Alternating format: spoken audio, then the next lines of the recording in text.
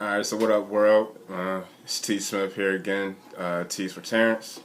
And yeah, it's Monday, so let's overreact on some things. Alright, so the New York Giants have failed to 1-8 on the season. 1-8. Yeah, as a Giants fan, I don't. Now that we're 1-8, I continually want us to just fail. Let's just keep getting worse. There's no point in trying to even succeed this season. We won't make the playoffs. Getting any wins would knock us out of top three, top two. So we might as well just continue to be one of the worst in the leagues. Man, I hate to say that, because I had a lot of expectations for us this season. Super Bowl. That's what I was thinking. I was counting on Super Bowl more or less, but that's not happening.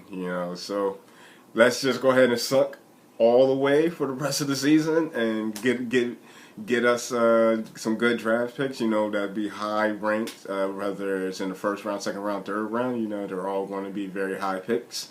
And let's rebuild our team. I think we need to start with our offensive line first, but everyone's talking about maybe moving on from Eli Manning, and I'm not a big fan of that. Not saying that I want Eli to stay forever, but I don't think we need to go ahead and use our first round draft pick on any of these quarterbacks coming out. That's the only thing that I'm saying. It's not that I don't want to get something for our future, but I don't see anything in the NFL or in the college football that from a quarterback position that's going to, be a franchise quarterback.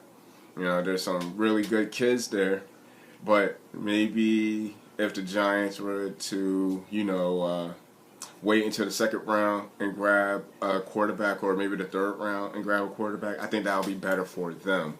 That way they can keep Eli for at least 2 more years, because I think he has another 4 more years in him for sure.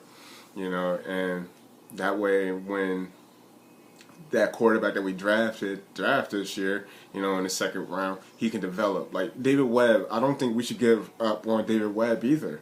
We drafted him last year.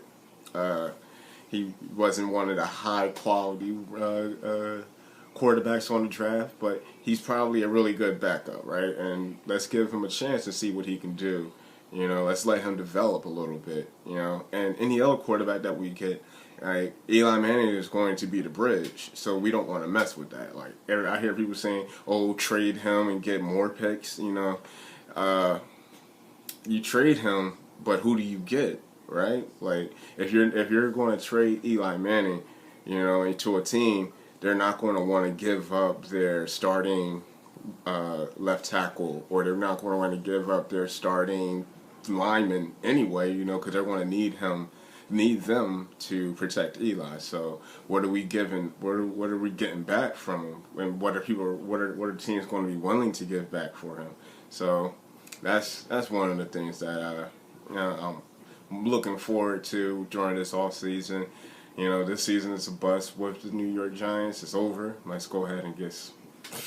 Yeah, what can we do? Odell went down. Brandon Marshall's down. Sterling Shepard came back, and he's the real deal. Ingram, he's the real deal. So, like, our offense has some type of life still left in it, but only with Eli Manning. But honestly, I just want them to suck. Just keep on sucking, keep on losing. Fight, be in the games, fight for it. But for the most part, keep losing, and that's why I'm saying we shouldn't fire Ben McAdoo right now. I repeat this one right now. I'm saying right now, as in let's not fire him and then have the offensive coordinator or whoever step up and be the head coach, and he galvanizes the troops and they start winning.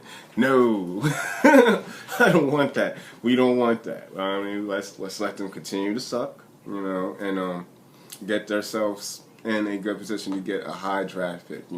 I heard someone say to me before, Ben McAdoo, regardless of what, you're going to still get a bad record. So it doesn't matter if we get rid of him now or we get rid of him at the end of the season. And I say, actually, that's not true because the team don't want to play for him. They will play for another coach, right? They'll go hard if they came down and said, okay, it's over for him and he's no longer going to be here. They're going to put the offensive coordinator there, or even Steve Spagnuolo. They're going to put him in that position and be the interim head coach for the rest of the season. I really do believe, they will win 2-3 more games, and honestly, I don't want them to win no more games. I want us to still ahead and stay with that one win that we got, and go 1-15 for the rest of the season. Hopefully get the first round, get the number 1 overall pick for the draft, and and go after some high quality players, that can fill up that line, because it's really just a line. That defense it needs a little bit more. I mean, Eli Apple probably isn't the best, cover corner, but he could definitely be into the slot and succeed. Dominic Raja-Cromartie, he's getting up there in age, so we might want to think about moving on from him as well. But other than that, the team, the defense is locked. It's like we've just got a few more pieces, like grab a few more linebackers, and they can be young, and we can just plug them in. So it's still a very high ceiling for the New York Giants, and it's Monday. So I'm like I said, it's like an overreaction. I'm thinking in my head that we're going to keep Ben McAdoo and we're going to get that number 1 overall pick, but I don't know what's going on. I haven't. For all I know, they're probably thinking about getting rid of him right now, and the Giants end up winning out. And there goes my my dreams of getting the first round pick, for number 1 overall draft pick. So.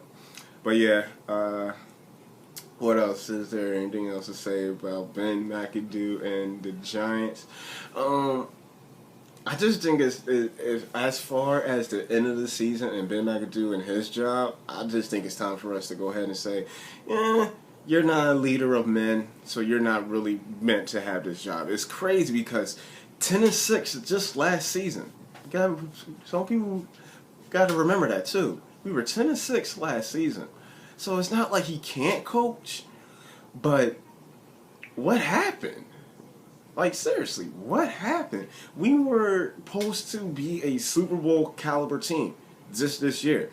If not, a playoff team at least, but we're none of those things right now.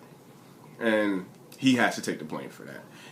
And you are what your record says you are. And as a head coach, he has to take that. He has to take that. And I don't feel so any head coach should keep their job after only winning one game, uno, in a whole season. No head coach should be able to keep their job after that. There's no excuses, especially with the talent that he has. Yes, I understand Jerry Reese didn't do him any justice by not getting him an offensive line. I'm pretty sure he tried and he just couldn't get no one to come. I think they wanted to go on a route where they didn't want to pay older guys. They didn't want to have an old line and paying them a lot of money, which I understand his mindset of way of thinking.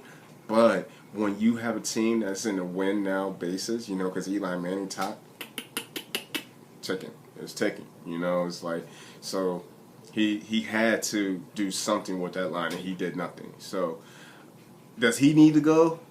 Maybe not. But it has to be one of them, if not both. I say if Jerry Reese goes, then McAdoo has to go along with him.